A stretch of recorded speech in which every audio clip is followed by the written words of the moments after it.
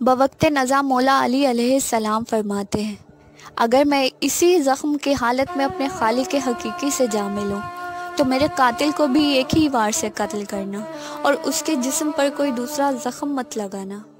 السلام علیکم معزز سامعین کرام، آج کی یہ ویڈیو فزت برب الکعبہ کا پیش خیمہ ہے جسے القصہ مختصر پیش کیا جا رہا ہے۔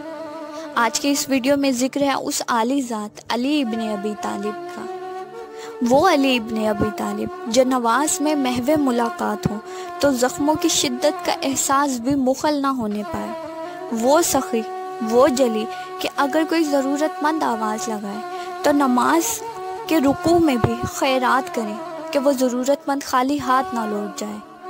علی علیہ السلام رسول اللہ صلی اللہ علیہ وآلہ وسلم کے داماد، وصی اور اخی ہیں۔ مولا علی شیعان علی کے پہلے امام اور اہل سنت کے نزدیک تیسرے خلیفہ ہیں۔ یہ سال 40 ہجری 661 صدی عیسوی ہے۔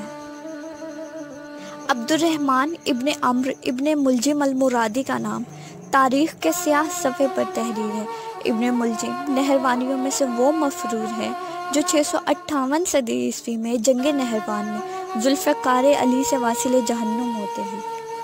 ابن ملجم البرکہ ابن عبداللہ اور عمرو بن بکر التمیمی سے صحن کعبہ میں ملاقات کرتا ہے اور نہروان کا بدلہ لینے کے لیے داماد رسول خدا کو دنیا سے رخصت کرنے کا بوجھ اپنے کندھوں پر اٹھاتا ہے، اور وہ دونوں معاویہ اور عمرو بن العاص کو قتل کرنے کی ذمہ داری لیتے ہیں۔